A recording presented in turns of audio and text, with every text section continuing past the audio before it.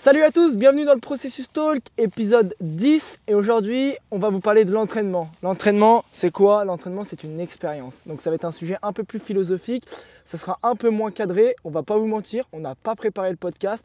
On va voir où est-ce que ça nous emmène. Et ça va être assez différent de d'habitude. On espère que ça vous plaira. Et on attend vos retours avec impatience. Vos deux podcasteurs préférés qui sont en roue libre. Et surtout que vous n'êtes pas forcément au courant. Mais nous, on aimerait bien avoir des intervenants sur le podcast. Et ces derniers temps, pas mal de choses ont bougé sur le Processus Talk. Vous en saurez plus dans le temps qu'il faudra. Voilà. On risque d'avoir nos premiers intervenants. Voilà, c'est ça qu'il faut dire. C'est ça. L'entraînement est une expérience. Est-ce que tu es d'accord avec ça, Nathan? Forcément, c'est moi qui ai lancé cette phrase un peu sur mes réseaux, tout ça. Et en fait, ça tombe bien parce qu'en ce moment, du coup, Gianni et moi, on est en train de collaborer pour… en fait, on est en train de développer notre testing articulaire en s'inspirant de ce que d'autres font, de ce qu'on a pu voir dans des formations et puis de nos retours d'expérience. Et en fait, c'est marrant, si vous regardez sur nos réseaux, vous le verrez sûrement passer en story, mais en gros, on est dans mon salon, sur l'ordi, on réfléchit, on discute, on note. Et puis derrière nous, il y a la table de massage. Et puis on dit « Ah, comment on teste ça ?» Et puis du coup, on s'installe. Et puis en fait, on se manipule dans tous les sens. On teste les amplitudes actives, passives, bref. Et vous allez dire quel est le lien avec l'entraînement. C'est que notre idée derrière la création de ce testing, c'est derrière de cibler des objectifs d'entraînement. Parce que du coup, on met quand même la mobilité, l'articulaire, au cœur de ce qu'on programme, Gianni et moi. Et donc en fait, ça part de là. Ça part de là. On est déjà en train de faire cette expérience dans la création de ce testing. Et en fait, il n'y a pas de… Là où je veux en venir, c'est qu'il n'y a pas de vérité dans l'entraînement. Et c'est qu'on teste des choses et si ça se trouve, dans une semaine, dans 2 heures, dans un mois, dans un an, on va dire « Ok, en fait, tout ça, ça pue du cul. Il faut tout changer. C'est nul et il faut tout rechanger, il faut tout repenser. » Et ça, du coup, c'est valable pour notre testing. Mais en fait, c'est aussi valable dans n'importe quoi. Quand tu fais un plan d'entraînement, quand tu fais un exercice, ça se trouve que tel exercice, il a marché pour toi. Il a marché pendant une certaine période, mais aujourd'hui, ça ne fonctionne plus, tu vois. Ou même une méthode. Mais moi aussi, pour revenir sur le testing, ce que je trouve intéressant, c'est que chaque testing, en fait, il n'y a pas de testing universel. Et si on rentre un peu plus dans les détails du testing articulaire sur lequel on collabore, on l'a vraiment poussé très très loin. Il faut dire ce qu'il y a, on a fait le testing le plus complet qu'on puisse faire à ce jour, nous. En tout cas, on fait de notre mieux pour le pousser le plus loin possible. Pour avoir un max d'informations. Et en fait, c'est là où l'expérience… Pas l'expérience dans le sens jeu vidéo, plus t'as d'expérience, plus t'es fort, tu vois, mais… T'as d'XP. Ouais, mais l'expérience, le fait de pratiquer en fait, d'apprendre, accumuler de l'expérience, voilà, ça nous permettra d'ajuster ce testing par rapport à l'athlète qu'on a en face de nous, en fonction du sport qu'il pratique, en fonction de si on le connaît plus ou moins bien et des problématiques qu'il a pu déjà rencontrer. Et c'est là où il n'y a pas de testing universel. Moi, je sais que par exemple, dans mes testings de sport un peu plus d'endurance, au final, pour moi, il y a même des séances qui peuvent être des tests. On en a déjà parlé dans un précédent podcast. Je voulais rebondir sur ça après, tu vois. Et justement, moi, je trouve qu'un testing, c'est bien, mais il faut savoir l'adapter. Et si tu n'es pas capable de te dire, ce testing, si je le fais tout le temps de la même manière pour tout le monde, peu importe les échéances, peu importe la personne, au final, il n'a pas trop de signification. Il faut réussir à l'adapter, à se dire, ok, par rapport à cette problématique, qu'est-ce que je vais faire? Et du coup, pour en revenir moi sur les sports outdoor, une séance peut être un test, mais un test peut être modifié aussi en fonction de l'échéance de la personne. Tout peut être un test. Tout peut être un test, et aussi, c'est qu'un même test, par exemple, nous, on a le paramètre un peu de durabilité et résistance à la fatigue. Mais ce même test, tu peux le faire très très frais. Ok, tu mets toutes les chances de ton côté pour réussir le test le plus fort possible. Et tu peux aussi faire ce même test avec 1 heure de pré-fatigue. Genre, je me dis typiquement avec quelqu'un qui fait du trail, tu le fais frais. Et quelqu'un par exemple qui fait de l'Irox, Voilà, tu le fais sous fatigue avec de la muscu par exemple. Ça pourrait faire sens de le faire. Et pareil, si on repart sur le trail, tu fais un mec qui fait du trail court de 10-20 bornes, tu peux le faire frais. Comme ça, tu sais que le gars, de toute façon, tous ses trails vont être à haute intensité. Mais un mec qui fait des trails de 80, 90 bornes, bah, peut-être de lui faire sous fatigue, c'est un peu plus cohérent. Parce que Ouais. quel serait le but de faire des entraînements réellement à bloc avec ses capacités alors qu'il va tout le temps travailler sous fatigue? Ouais, c'est vrai. Tu vois, donc voilà. Ça veut pas le dire testing qu'après est une expérience. Ça veut pas dire qu'après tu vas jamais faire de travail en étant frais ou jamais sous Voilà. fatigue. Mais voilà, il y a des périodes où tu vas être loin de ce qui est spécifique et des périodes où tu vas être quand même dans le spécifique. Ça, on en a bien parlé dans le podcast sur Ouais. la spécificité. Juste pour ceux qui ne connaissent pas, l'Aerox, en gros, c'est un peu une Oui. c'est un peu une nouvelle discipline, j'ai envie de dire typée CrossFit, mais c'est pas du CrossFit. En gros, tu as un exercice à faire avec un certain nombre de répétitions, une certaine charge. Je ne vais pas rentrer dans le détail. Et entre chaque exercice, tu dois courir 1 km. Et donc, tu as 8 exercices à faire, donc 8 km à courir. Et l'idée, c'est que c'est une course, donc il faut faire le time le plus vite possible. Voilà, il faut le faire le Finir plus vite possible. ouais. Pour en revenir du coup sur l'expérience, l'idée c'était, pour en revenir au bilan articulaire, à notre testing, c'est qu'on a des connaissances théoriques. Je pense qu'on en a beaucoup en vrai. Déjà, juste d'un point de vue anatomie, biomécanique. Ouais, il faut réussir à faire le mélange entre tout et trouver de la cohérence. Mais des fois, ce qui est cohérent d'un point de vue théorique ne l'est pas d'un point de vue pratique. Ouais. Et c'est là où on a besoin de cette expérience. Et en fait, l'expérience nous permet de faire des choix. Parce que ce qu'on fait à travers ce testing, et en fait ce qu'on fait dans l'entraînement en manière générale, c'est faire des choix et on essaye de standardiser les choses.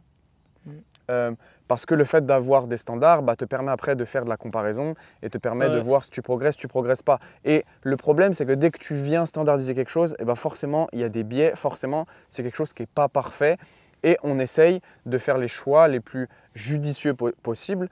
Mais tout en ayant conscience de cette standardisation qui est pas forcément… qui est biaisée en fait. Et c'est pour ça que… Ouais, exactement. Et c'est pour ça qu'aujourd'hui, notre testing, notre entraînement, il est comme il est. Mais ça se trouve qu'avec l'expérience qu'on va mener sur nous, qu'on va mener sur d'autres, on va modifier la chose. C'est l'évolution en fait, normal. Moi, je te propose qu'on donne, là on parle toujours de notre testing pour être plus dans le concret, dans l'entraînement. Ouais. Moi, je te propose qu'on donne un exemple de ce qu'on essaye en ce moment. Moi, par exemple, j'ai toujours pour projet de réussir… Sur l'entraînement ? Ouais. J'ai toujours pour projet de réussir la traction à un bras, ok, c'est un skill que je veux avoir comme ça pour pouvoir flex en soirée. Non, je rigole. Et en fait, en plus je sors pas. Mais du coup, j'ai beaucoup travaillé la traction à un bras, j'ai beaucoup travaillé l'amplitude partielle en gros, donc je partais du milieu du mouvement et j'essayais de me tirer jusqu'en haut. Et puis là, en ce moment, j'ai complètement arrêté de travailler à un bras. Vous allez me dire, quelle connerie, tu vois. Mais peut-être pas, parce qu'il y a des éléments, je pense, dans mon raisonnement qui me disent que même en travaillant à 2 bras, je vais progresser à un bras. Et genre là, mon format en ce moment, c'est un EMOM de 8 minutes où je fais une répétition, donc une répétition lestée à 52 kg. Et je pense 52 kg, je pense que c'est peut-être bien 90% de mon max. Peut-être même un peu plus. Il y a passé un moment, c'était dur. Hein. 52, tu m'avais montré les vidéos. Ouais, tu pouvais pas enchaîner un Il n'y a pas si longtemps que ça, c'était une 1RM à 52 kg. Là, je dirais, il y a 1 mois et demi, c'était une 3RM à 52,5 j'ai fait. Donc en prise pronation. Et là, la façon dont je travaille en ce moment, c'est en chin-up, donc en traction supination, donc la paume de main vers moi. Parce que du coup, ce que ça implique, c'est que j'ai les coudes qui sont plus en avant. Donc j'ai en fait, je suis obligé de tirer avec mon dos, mais aussi avec mes pecs, parce que je suis obligé de serrer le bras contre moi.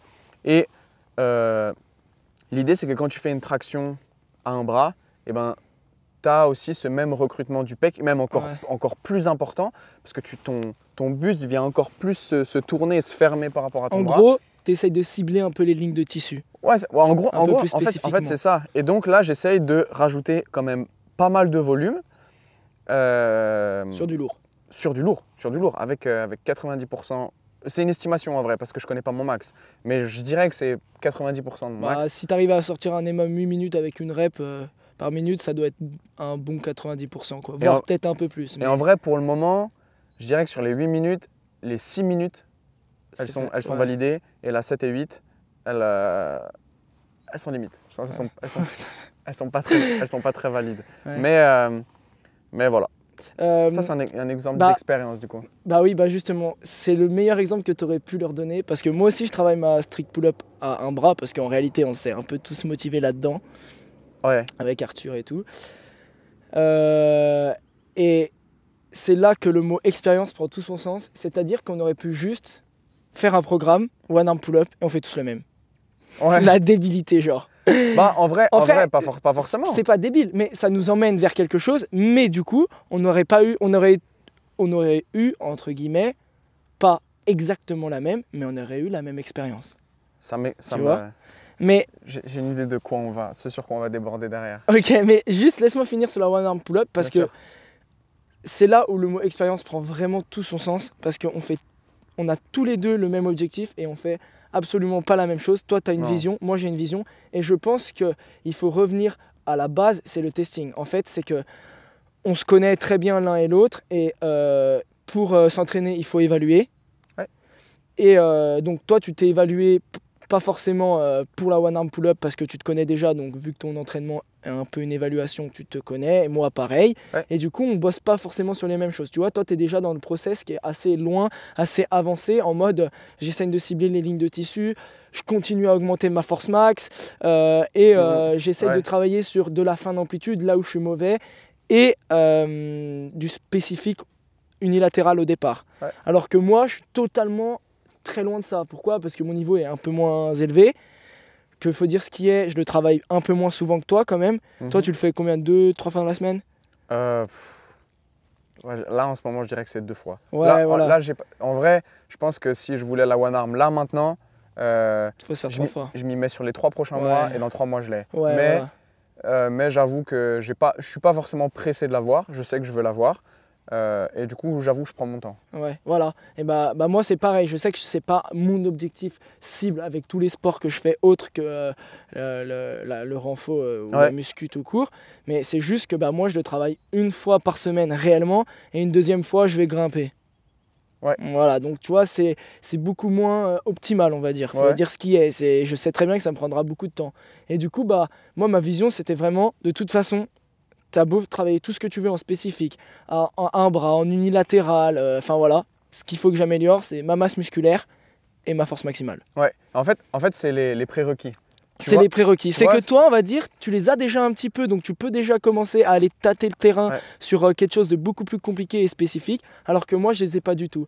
Et là, vous avez 2 visions différentes de l'entraînement, 2 expériences différentes, avec 2 personnes aussi qui ont une théorie, un bagage théorique qui n'est pas le même. Et d'expérience. Et une expérience qui n'est pas le même. Ouais, donc c'est là que c'est intéressant. C'est que et ça se trouve, on aura les résultats au même moment, si ça se trouve. Et tu vois, on pourrait très bien faire un programme que chacun suit. Et tu sais, c'est cette idée de faire un programme général, mais semi-personnalisé, dans le sens où en fait, tu l'adaptes en fonction de tes capacités. Oui. Tu vois ce que je veux dire ? Oui.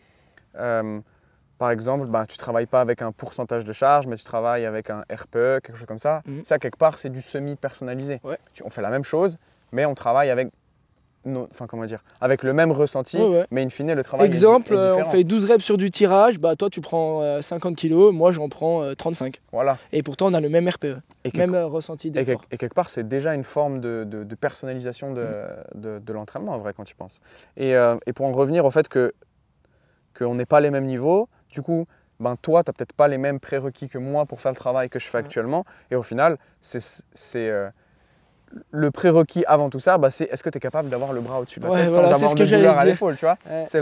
Et d'où notre création d'un testing articulaire. En fait, quand on parle de prérequis, c'est pas que les prérequis physiques. Enfin, physique, oui, mais pas athlétique. C'est vraiment, on parle de articulaire, on parle de tes prérequis déjà de quel sport tu as pratiqué auparavant, parce que ça peut donner pas mal d'informations.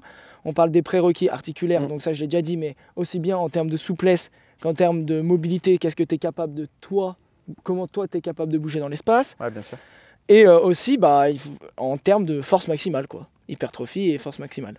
Ouais. Et aussi, bah, si on va aller vraiment plus loin, taux de développement de la force. Enfin, voilà, essayer de se connaître soi-même pour voir où est-ce que tu dois travailler. Parce que tu as une expérience qui n'est pas la même que la nôtre. Nathan n'a pas la même expérience que moi, j'ai pas la même expérience que lui. Et du coup, on n'ira pas forcément sur le même travail pour le même objectif. Ouais, c'est ça. Le point où je voulais aller ensuite, c'est le fait comment dire, de maximiser tes chances de résultats. Parce qu'au final, notre objectif à nous, en tant que coach, préparateur physique, accompagnateur, appelle ça comme tu veux, c'est de maximiser les chances de résultats des personnes qu'on accompagne. Et en fait, c'est dans ce sens-là où l'entraînement est une expérience, parce que ce qu'on fait, il faut être honnête, on n'est jamais sûr que ça va marcher. Mais au même titre que si tu vas chez le médecin, tu n'es jamais sûr que son diagnostic sera le bon. Oui. Tu n'es jamais sûr que le médicament qu'il te donne va marcher. Si tu vas voir un chirurgien qui t'opère, tu n'es jamais sûr que son opération elle soit successful, elle soit… réussite. Ouais, voilà. Quel est le résultat escompté? Il y a toujours une part d'incertitude, et c'est pour ça que l'entraînement est une expérience. La vie est une expérience, tu vois, j'ai envie de dire. Et donc nous, en standardisant les choses, en testant, on permet de réduire cette part d'incertitude en fait. Et j'ai même envie d'aller plus loin que sur le diagnostic, l'évaluation et tout, ou l'entraînement lui-même. J'ai même envie de dire que les résultats, ils sont même pas sûrs, dans un sens où il y a un kiné qui en parle super bien sur les réseaux, c'est Michael Clément. Ouais. Quand il parle il a déjà traité des patients, où il dit moi j'ai traité sa lombalgie, j'ai mis ça en place et je ne suis à aucun moment sûr que ce soit mon traitement qui ait fonctionné. Ouais. Tu vois? Et il n'a pas peur de le dire, c'est la vérité. Alors au bout d'un moment, il faut quand même essayer d'être un petit peu objectif. On met des choses en place pour avancer dans le sens de notre objectif. Voilà, exactement. Donc il faut essayer aussi il ne faut pas devenir parano, il faut essayer de se satisfaire et de trouver des conclusions du travail qui a été effectué. J'ai mis ça en place, j'ai mis cette méthode, j'ai mis ce fonctionnement, cet écosystème, j'ai vu que ça a donné tel résultat, enfin j'estime que ça a donné tel résultat parce qu'on n'est pas du tout sûr que ça vienne de ça. Si on prend l'exemple de la réhabilitation par exemple, les douleurs sont multifactorielles et du coup ça se trouve que toi tu mets en place un traitement pour la personne sur de la rehab, tu augmentes sa fonction articulaire, tu augmentes sa force, les douleurs diminuent et tout, mais qui sait, en fait, ça se trouve, elle dort juste beaucoup plus que d'habitude, ça se trouve qu'elle est beaucoup moins stressée que d'habitude et que tout se passe au mieux dans sa vie et du coup, les douleurs diminuent. Mais en fait, vu que c'est multifactoriel au niveau de la douleur, l'évolution aussi est multifactorielle. Puis ça crée des relations en cascade, tu vois. Ouais, totalement. C'est que j'ai plus de douleur, donc ça s'améliore, donc ça s'améliore, donc mais au final, j'ai de meilleurs résultats.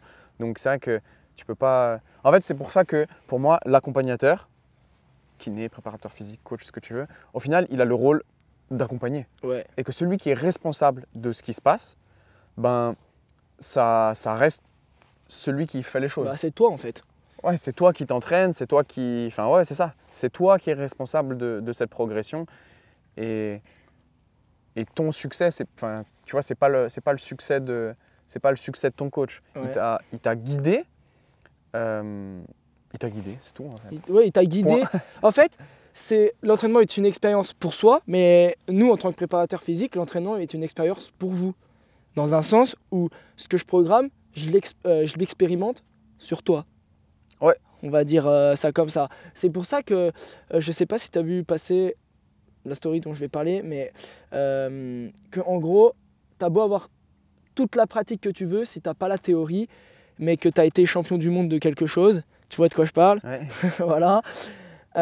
Si tu as été champion du monde de quelque chose, donc que tu as toute la pratique en toi, et que tu prends les méthodes que tu as fait, et que tu les fais copier-coller sur tes athlètes, ça va pas forcément fonctionner. Ouais. Parce que pas tout le monde a la même réponse à une méthode spécifique. Bon, tu peux donner l'exemple de la story, c'était question du bodybuilding. Ouais, du bodybuilding, c'est pas parce que t'as été, même de la force. C'est pas parce que, il me semble que l'exemple qu'il donnait, c'est pas parce que t'es bodybuilder que t'as été Mister Olympia, parce que tu t'entraînais de telle façon, que si t'entraînes maintenant tout est coaché de cette façon-là, Ça va fonctionner. ils vont être Mister Olympia. Olympia. Pardon. Ouais. Il y a plein de paramètres qui rentrent en compte. Pas mal de paramètres que tu contrôles pas d'ailleurs, genre tout ce qui est anatomie, morphologie, bref, tout ça, physio. Et puis même quand tu donnes un programme, il y a le programme, mais il y a tout ce qui va autour, la vie de la personne, quoi. Ouais, c'est ça, ouais. C'est ça. Donc, si juste tu répliques ce que toi t'as fait, ben, il y a de grandes chances que ça marche pas. Ouais. Et pour autant, la place de l'expérience, pour moi, elle reste essentielle. Essentiel. Il faut pas que la personne qui t'accompagne soit juste un théoricien, mais il faut pas non plus que ce soit juste un pratiquant, tu vois. Bah là, en fait, on sait ce qu'on tourne autour depuis tout à l'heure, mais il faut allier théorie et pratique. Et au final, le meilleur accompagnateur, c'est celui qui va trouver la meilleure potion magique entre expérience et théorie. Et mettre en jeu le client que tu as en face de toi, l'athlète que tu as en face de toi. C'est ça, pour avoir la potion la plus adaptée à la personne que tu as en face de toi et à son contexte. Et ce qui est adapté à un moment ne le sera sûrement pas à un autre. C'est même pas sûrement, c'est sûr. Donc il faut tout adapter. Et puis pour nous, du coup, si toi, tu as l'habitude de te faire coacher, par exemple, mets-toi juste un peu à notre place et imagine la quantité d'informations que nous on a entre ce que tu nous donnes, ce qu'on voit, ce qu'on connaît. Ce qu'on apprend. Et là, bam, il faut tout mettre ensemble et faire le meilleur match-up possible pour te faire avancer sur tes objectifs. Et ouais, en vrai, c'est un beau bordel. Moi, je trouve que c'est un casse-tête parce que quand tu penses avoir trouvé le meilleur match-up, tu dis pourquoi j'ai pas mis ça au final. Ouais. Mais en vrai là, ça peut passer pour les mecs qui se victimisent et ouais, c'est trop chiant de coacher. En fait, pas du tout parce que quelque part, c'est ça qui est excitant. Ah oui. C'est ça qui est excitant, c'est de tester, de se dire ah, putain, ça marche pas, il faut que je fasse quelque chose de mieux, bam, il faut que je trouve un meilleur compromis. Et c'est ça qui est hyper stimulant en fait. Et moi, je sais pas, tu as autre chose à rajouter là-dessus? Bah, j'ai rien d'autre à rajouter là-dessus. Moi, j'aimerais juste qu'on débatte sur un peu la partie théorie et pratique parce qu'on parle de l'expérience. Mais quand on parle d'expérience, on va dire c'est un peu la pratique quand même. Mais moi, je trouve que la théorie, c'est quand même une grosse expérience aussi. Tu vois ce que je veux dire? Dans le sens, la théorie guide ton expérience, guide ta pratique? Elle fait partie de ton expérience. Bah, vas-y, explicite. Je sais pas comment l'expliciter, mais pour moi, expérience, ça rime un peu avec la pratique, tu vois. On va dire que, dans le monde actuel, si le gars, il a fait toute la pratique, mais il n'a pas de théorie, mais qu'il a des gros pecs, les abdos dessinés et tout, on va se dire, il a une expérience de fou. Mais peut-être que si il va chercher et apprendre par la théorie, eh ben, il aura encore plus d'expérience. Pas forcément au niveau pratique, mais au niveau général. Est-ce que c'est compréhensible? Ouais, c'est pas je pense que le terme adapté, c'est plus expertise. Voilà, expertise, mais ça fait partie de l'expérience. C'est pas, ouais. Bah, en fait, ton expertise est une expérience aussi. En fait, c'est ce qu'on dit, c'est que pratique et théorie vont s'auto-alimenter. Et après, bah, le rôle d'un coach, c'est de faire le meilleur mix possible pour que tout concorde et t'amène là où tu veux aller. Limite, il faudrait faire un podcast sur l'équilibre théorie-pratique. En vrai. Mais là, c'est ultra philosophique. C'est super philosophique. Et c'est vrai que pour ça, ce serait intéressant d'avoir quelqu'un qui a un gros bagage. En fait, il faudrait confronter. Ouais. Il faudrait confronter quelqu'un qui a un gros bagage théorique et quelqu'un qui a un gros bagage de terrain. Et bam, et on les laisse s'affronter. Et nous, on est là comme ça. C'est un battle. Ouais, un point pour le théoricien. Donc, par contre, dites-nous en commentaire sur Spotify ou sur les autres plateformes et même sur Insta en message privé ou dans la vraie vie. Dites-nous si ça vous intéresserait un podcast comme ça avec un gros théoricien et un gros praticien. Et puis si vous avez des suggestions de personnes qu'on peut contacter et se faire rencontrer, encore mieux. Ah, ce serait grave drôle. Voilà. Bah, au moins, on a peut-être un podcast. Un gros battle. Ok. Donc l'entraînement est une expérience. Moi, j'aimerais qu'on se mette à la place de l'athlète. On va se mettre là, on a bien parlé un peu de nous en tant que coach, comment on programme, qu'est-ce qui est une expérience pour nous et qu'est-ce qui est notre expérience. Mais aussi à la place de l'athlète, parce que si toi, tu suis une programmation ou un coaching personnalisé, dans tous les cas, tu auras une expérience. Et je pense que ton expérience, ça sera ton investissement. Si tu n'es pas investi, ton expérience, elle sera beaucoup moins. Ah, en fait, elle sera à hauteur de ton investissement. Ouais, voilà. C'est ça que tu veux dire? Ouais, bah c'est ton expérience et ton investissement, quoi. Ouais, c'est clair. Donc, comment ils peuvent s'investir dans leur entraînement? Ouais, c'est dur ça. Bah, Comment- non, en vrai, pour moi, c'est. Pour moi, On en a déjà beaucoup parlé, mais on se répète, mais aussi, il faut faire les choses simplement et il faut faire les bases correctement. et puis, ouais, il faut mettre toutes les chances de ton côté. Donc, ça veut dire que il y a ce que tu vas faire dans ton entraînement, mais aussi tout ce que tu vas faire autour. Il y a les. Comment tu dis, toi, déjà? Il y a les 23 autres. Les 23 autres heures. Ouais, voilà, Ouais. de ta journée hors entraînement, qui comptent autant, peut-être même plus, Ouais, peut-être même carrément. plus que l'entraînement. Mais du coup, voilà, comment t'investir? Bah, déjà, fais ce qu'il faut sur ces 23 Bah, en autres fait, heures. bah, là, pour rester sur les 23 autres heures, j'ai écouté un podcast, je sais pas de qui vient cette phrase, mais si t'es pas athlète de haut niveau, je pense que l'entraînement, ça doit être la priorité de tes choses secondaires. Tu vois ce que je veux dire? C'est-à-dire que prends soin de ta santé, mange bien, dors bien, bois bien, aie des bonnes relations sociales. Enfin, mets toutes les chances de ton côté et ensuite l'entraînement, c'est une des priorités dans tes choses secondaires. Ouais, c'est ça. Et en fait, c'est là où on se rend compte, si on prend du coup les 23 autres heures dont tu as parlé, ton entraînement c'est 1 heure, allez, si tu t'entraînes beaucoup, on va dire 3 heures dans ta journée, et les 21 autres heures, elles sont peut-être plus importantes que ces 3 heures d'entraînement. En tout cas, c'est celles qui vont vraiment potentialiser, maximiser tes chances, Optimiser. tes chances de résultats. Parce que, encore une fois, on le dit, mais il n'y a aucune certitude que tu vas avoir des résultats ou que tu vas avoir les résultats à la hauteur de ce que tu espérais ou que tu vas avoir les résultats que tu voulais avoir. Parce que des fois, même pas de résultat, c'est un résultat. Hein. Ça, il faut le dire. On apprend des défaites aussi. Hein. Il faut Des le dire. Donc, ouais, voilà. Donc là, on vous a parlé un peu de ce que tu peux mettre en place autour de ton entraînement. Et moi, j'aimerais bien parler de ce que tu peux mettre en place dans ton entraînement. Donc, c'est-à-dire, quand je dis être investi, moi, ça commence juste par, c'est une chose toute bête, mais quand j'ai des personnes que j'ai 2, 3, 4 fois en coaching et que je lui dis on va faire du back squat et que le gars, il y a des numéros sur le rack et qu'il n'est pas capable de retenir ce numéro pour mettre le rack à la bonne hauteur, je suis désolé, mais t'es pas investi. Ouais, quand à chaque fois on te demande à quelle hauteur je dois mettre la barre. Voilà. Bah là, c'est la 4e fois de la semaine que tu me le demandes en fait. Ouais, mais même si on se voit qu'une fois par semaine, je veux dire, à un moment, fais un effort. Tu sais où ta barre, elle doit être placée, donc tu réfléchis un peu. Voilà, donc essayez de vous investir. Après je peux aussi comprendre que pour certaines personnes, c'est un exutoire, tu vois. C'est un exutoire. Ils veulent enlever la charge mentale. Mais j'ai aussi, enfin là, tu vois, je me fais un peu l'avocat du diable, comme on dit. Mais d'un autre côté, bah, je me dis, ouais, mais si tu viens là aussi, c'est que dans tous les cas, tu as des attentes de résultats. Tu as des attentes même si tu viens sans avoir des objectifs physiques, que c'est juste un exutoire, un endroit pour te défouler, ben, quelque part, c'est une attente de résultats. Je viens là pour me défouler. Si je ne me défoule pas, ça ne marche pas.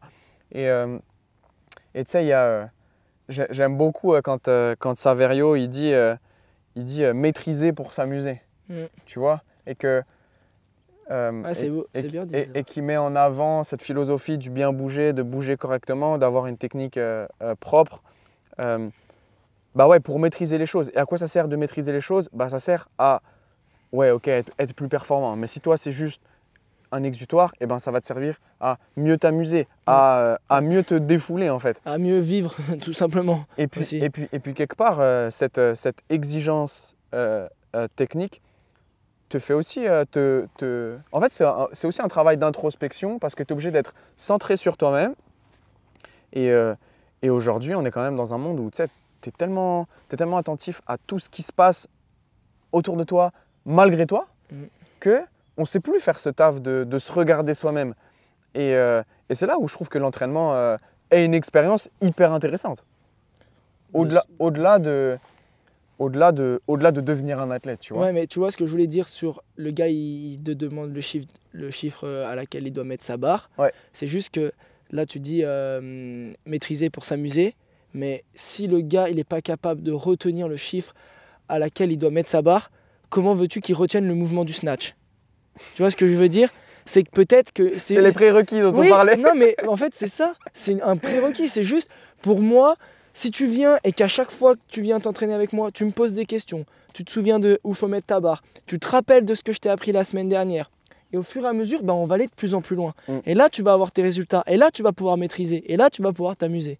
Okay, mais si juste la base de se mettre en place sa barre sur le rack n'est pas maîtrisée, tu vois, dans ma tête, pour moi, c'est à quel moment, pourquoi s'il ne connaît pas son chiffre pour mettre la barre sur le rack, pourquoi il connaîtrait l'inspiration-expiration, pourquoi il comprendrait de la pression intra-abdominale, enfin voilà, tu vois. Ouais, je comprends, c'est une question de prérequis. Voilà, en fait. c'est une étape. C'est une étape. Moi, je trouve un bon moyen de voir si tu es investi, ou un bon moyen pour toi de nous montrer que tu es investi, c'est de répéter les consignes clés. Je donne un exemple. Moi, j'accompagne quelqu'un en ligne et qui, en gros, il m'envoie une vidéo, le mouvement, je vois que ça ne va pas. Du coup, je lui fais un retour. Et c'est même pas moi qui lui ai donné l'initiative, c'est lui qui l'a fait. Et en fait, je me suis dit, ok, ce mec est trop fort, c'est un génie. Donc en fait, ce qu'il fait, c'est que je lui ai dit, ok, là, tu dois avoir ton avant-bras bien vertical, bam, quand tu pousses, tu as le bras bien au-dessus de la tête, quand tu t'installes, tu fais ça, ça. Et du coup, dans la vidéo de lui qui fait l'exercice, vu que c'est du coaching en ligne, il me dit, ok, je l'entends parler et il dit, ok, donc là, avant-bras vertical, bam, je suis bien placé, voilà. Je pousse au-dessus de ma tête. Et du coup, là, c'est une preuve d'investissement de ouf parce que, eh ben, il répète les consignes, et en plus de ça, donc moi, ça montre qu'il s'investit et lui, comment dire, ça le force à bien exécuter ce que je lui ai donné. Et ça lui fait sa propre expérience. Donc là, on est sur une bonne preuve d'investissement, je trouve. Bah ouais. Il y a autre chose.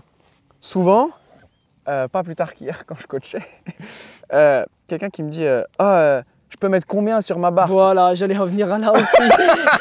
J'allais dire la même chose. On l'a tout le temps. Ok, ce qu'il faut savoir, c'est que nous, on travaille.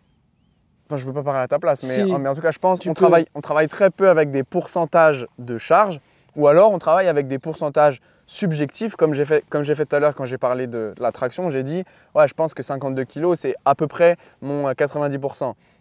Moi, personnellement, passé une époque, je travaillais qu'au pourcentage de 1RM, que à ça. Donc qu'avec des pourcentages objectifs. Dites-vous que je connaissais même pas le RPE. Ouais, voilà. Souvent c'est ça. Mais donc voilà, moi j'ai fait une estimation subjective de mon 90%. Je pense que c'est assez juste en vrai, parce que j'ai l'expérience qui me permet de dire que c'est assez objectif. Et quelque part, si c'est pas vrai à 5% près, je n'ai rien à faire. En vrai, ça ne change pas grand-chose dans les faits. Mais bref, cette personne-là me dit, je peux mettre combien? Qu'est-ce que tu veux que je réponde à ça? J'ai aucune idée de ce qu'elle ressent quand elle vient tirer la barre, parce que c'est un mouvement de tirage. Donc je lui dis, teste. Je lui dis, teste. Tu sais que tu dois faire tant de reps. En plus de ça, on donne des consignes de RPE. Tu dois faire tant de reps, avoir un RPE 8. Avec telle difficulté, en gros. RPE, je pense que vous avez commencé à comprendre ce que c'était. Voilà, en gros, difficulté 8 sur 10. Donc, fais 2-3 reps avec ta barre et puis essaye d'extrapoler ce résultat de 2-3 reps au nombre de reps donnés. Donc, par exemple, à 10 reps. Et tu te dis, ok, essaie de te projeter un peu. Et donc, de t'investir. En mode, ok, sur 3 reps, je me sens comme ça. Je pense que sur 8 reps, ça va être trop. Ou sur 8 reps, je ne serai pas du tout un RPE 8, je serai un RPE peut-être 5-6. Ok, tu vas plus lourd. Ou même, tu tentes une série. Voilà, tu tentes une série. Et puis, pour éviter de trop poser cette question de tester une charge par rapport à un nombre de répétitions avec une certaine difficulté, prends note de tes entraînements. Et la prochaine fois, tu sors ton carnet. La semaine dernière, j'ai fait 10 reps à telle difficulté avec telle charge sur tel mouvement. Et alors, si on me demande de faire 8 reps avec la même difficulté, théoriquement, si j'ai la même forme du jour, je devrais être capable de mettre plus lourd. Mais ça se trouve, je serais plus en forme. Donc voilà. En fait, le 40 kg qui est un RPE 8, en fait, aujourd'hui, je peux faire 50 et avoir le même RPE. Ou alors, l'inverse. Je suis moins en forme, donc mon RPE 8, il est à 35 kg et il n'est pas à 40.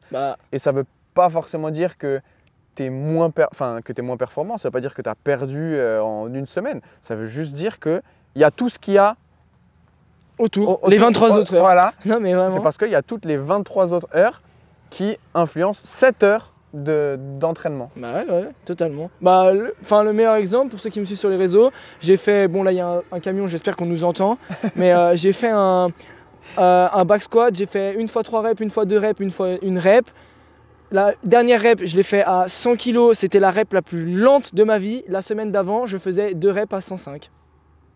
Voilà, Voilà. Enfin, bel exemple. c'est juste, j'ai pris ma barre, je me suis échauffé, je me suis dit, ok, la barre de 20 et 40 kg, aujourd'hui, elle paraît lourde. Sûrement, j'irai pas aussi haut. C'est pas grave, j'ai fait avec ma forme du jour et avec le RPE et la difficulté qui était demandée.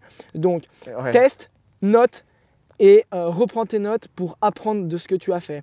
Et là où l'entraînement est une expérience, je pense que principalement en hypertrophie, mais aussi en force maximale, ça peut être un bon repère, c'est l'échec. Je pense que la meilleure façon d'apprendre, la meilleure expérience pour se connaître, c'est l'échec musculaire. Enfin, l'échec musculaire et nerveux de l'exercice en question. Ouais, Dans un sens, on te demande de faire 5 répétitions à un RPE 8. Comment veux-tu savoir si tu as une difficulté de 8 sur 10 si tu n'as jamais connu le 10 sur 10? Ouais, c'est ça. Tu vois? Il y a ça, et il y a aussi ce qui est un 10 sur 10 ne sera pas toujours un 10 sur 10. Ne sera pas toujours. Bah, tu peux progresser ou ne pas être en forme. Ouais, c'est que.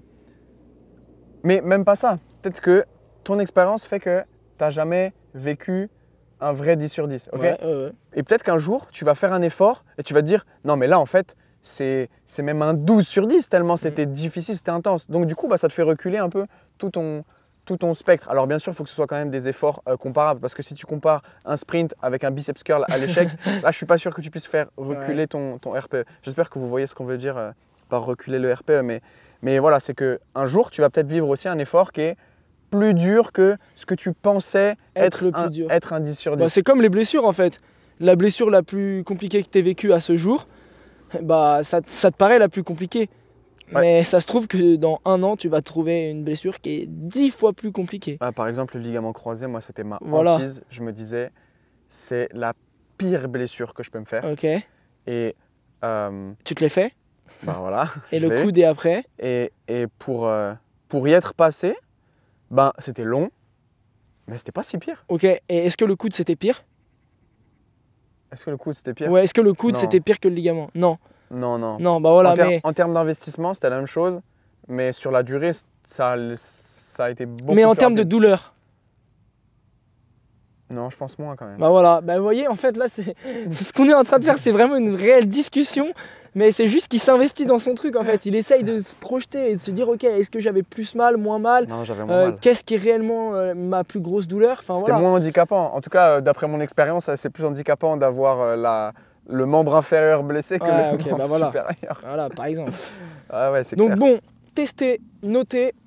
Là, on parle beaucoup de musculation, mais pour toutes les personnes qui nous écoutent, si vous pratiquez les sports d'endurance, Mais tout. tout en Du fait, handball, du judo, Tout ce que vous faites. foot, ce que tu veux.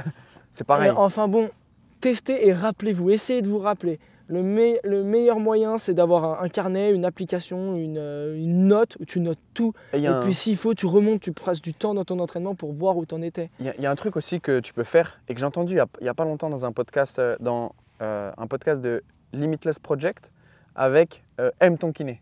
Ok. Ok, où en gros, il parle de la douleur. Et tu sais, la douleur, c'est biopsychosocial. Oui. On l'a vite fait évoquer C'est là. ce qu'on a dit, c'est multifactoriel. Et donc, en gros, ça veut dire que la douleur, elle est liée à une multitude de facteurs biologiques, une multitude de facteurs psychologiques et une multitude de facteurs sociaux. Ok. Et en fait, c'est pas que la douleur. Enfin, tu peux l'extrapoler en fait à la perf. Là, tu sais, c'est ce qu'on disait, c'est qu'aujourd'hui, ton RPE 8, il est à 40, mais ça se trouve, la semaine pro, il est à 35 ou alors il est à 50 kg. Ouais. Et ben en fait, tu peux faire un peu la même chose et sur ton carnet d'entraînement, Grave. sur ton carnet d'entraînement, tu vas noter bio, psycho, social. Ouais. Ok, et tu vas noter qu'est-ce qui a changé au niveau biologique, Ouais. qu'est-ce qui a changé au niveau psycho, qu'est-ce qui a changé au niveau social. Exemple, Nathan, tu fais une série de 5 reps en front squat À 100 kilos. 100 kg. Ok, Voilà, on est un jour J, 100 kg. Tu Au notes dans le biologique. T'as bien mangé, t'as bien dormi? au niveau biologique, genre tout est vert. Ok, j'ai bien Ok, mangé, j'ai bien parfait. dormi, j'ai pas de douleur. Allez, parfait. Au niveau- Social, Au niveau social, je me suis pris la tête avec Gianni. il est trop triste, il me parle plus. Du coup, ça m'embête un peu pour le travail qu'on fait ensemble. Au niveau psycho, forcément, ça me stresse et ça me tend un peu. Voilà. Semaine suivante, On fait au niveau biologique, on fait la même séance. Tu fais 5 reps en front squat, À mais 110. cette fois à 110. À, Mec, t'as fait plus 10? Non, c'est pas possible. à 110. Et tu notes dans le bio, tu notes tout est ok. Tout est ok. Dans le social et le psycho, Ben, j'ai discuté avec Gianni, ça va mieux. et voilà, Et donc, ben, plus 10. et donc je vais mieux quelque part. Et, Est-ce que vous pensez vraiment que c'est son entraînement qui a augmenté ses performances en une semaine? Bah, Oui, un petit peu. à 1%. Mais voilà, exactement. Mais le biopsychosocial a eu un gros impact là-dessus. Non. Donc ce que tu as dit sur le biopsychosocial de la blessure, c'est très très très très bien, une très très bonne remarque. Tu peux de l'extrapoler. l'extrapoler Tu peux l'extrapoler à ta l'entraînement, performance, ouais. à tout en fait. à tout. Tu peux à l'extrapoler à tout. Et donc ça marche super bien. Et tu te poses la question, ok, qu'est-ce qui a changé au niveau biologique? Qu'est-ce qui a changé au niveau psychologique? Qu'est-ce qui a changé au niveau social? Et puis, surtout qu'il y a quand même certains facteurs qui changent pas beaucoup, tu vois. Non. Je veux dire, au niveau social, ça change pas beaucoup, sauf si tu as l'habitude d'avoir des relations Oui. conflictuelles, sauf si… Donc il y a quand même certains paramètres qui changent pas. Et puis, il y a certains paramètres aussi que tu ne contrôles pas et d'autres que tu contrôles. Et typiquement, les biologiques, tout ce que tu contrôles, ça va être ton alimentation, tout ce qui est lié à l'hygiène de vie. Quoi. Ouais, Je vais pas revenir dessus. C'est essayer de réguler un maximum ses paramètres. Et c'est ça que ça veut dire, mettre les chances de son côté pour qu'au final, tu puisses maximiser tes chances de résultat et en fait avoir la meilleure expérience possible. Enfin. Non, je pense qu'on a bien balayé le truc. En tout cas, moi, je pense que… L'entraînement est une belle expérience. J'ai pas… En tout cas, voilà, si tu n'en es pas convaincu, c'est ça. L'entraînement est une belle expérience et laisse-toi le temps. Laisse-toi le temps de vivre cette expérience. Laisse le temps à la personne qui t'accompagne de faire cette expérience. Mais si au bout d'un an, tu n'as pas progressé, là, pose-toi des questions, soit sur toi, soit sur la personne qui t'accompagne. L'entraînement est une belle expérience. C'est plus l'entraînement est une expérience, c'est l'entraînement est une belle expérience. Voilà, ce sera le titre du podcast. Moi, perso, ça a changé ma vie. L'entraînement? Ouais, c'est pour ça qu'on est là. Bah ouais, c'est pour ça qu'on est là. Et c'est ce qui rythme notre vie aussi. Hein. Ouais, bah ouais. C'est ce qui rythme notre vie. Moi, j'adore m'entraîner et je pense que si j'aimais pas autant m'entraîner, j'aimerais pas autant aider les gens. Bah, c'est. De toute façon, moi j'ai beaucoup de retours là-dessus. C'est. Enfin, sur le podcast et dans la vie, c'est que quand les gens ils me voient des fois m'entraîner, ils me disent: ah ouais, mais ça, tu nous en parles en cours. Mais oui, mais parce que c'est mon expérience. En Ouais. fait, je vous transmets ce que j'ai fait. C'est un peu con, hein, la phrase je vous transmets toutes les erreurs que j'ai fait pour pas que vous les pour pas que vous les faites. Mais c'est la vérité en vrai. Non, c'est pas ça, c'est pas français. Très bien. Pour pas que vous les fassiez. Non, c'est pas ça. Allez, le français, Gianni, Mais c'est pas grave. mec, mais c'est une honte. En tout cas, ce qui est bien aussi, Le c'est que… français est une expérience. Le français est une expérience. En tout cas, ce qui est bien, c'est que ça montre aussi que tu fais ce que tu dis. Et Ouais, t'expérimentes. totalement. Voilà. Ça, c'est important. Bon, j'espère que ce podcast il vous aura plu. C'était un petit peu plus philosophique, un peu plus sur notre vision de Des choses. l'entraînement Mm. et de l'expérience. Peut-être c'est plus court que d'habitude, non? Ça doit être plus court que d'habitude, j'en sais rien. Ça doit faire une petite trentaine de minutes. Non, je pense que ça fait plus quand même. Ah non, c'est pas plus court que d'habitude. C'est juste que c'était passionnant. Ok. Ça fait bien 40 minutes. Comme d'hab, vous savez, commentaires, retrouver. likes, questions, tout ça, les réseaux. Voilà, je vous aime. Bisous, prenez soin de vous. C'était le Processus Talk. À bientôt avec des invités. Voilà, c'est dit! Ciao!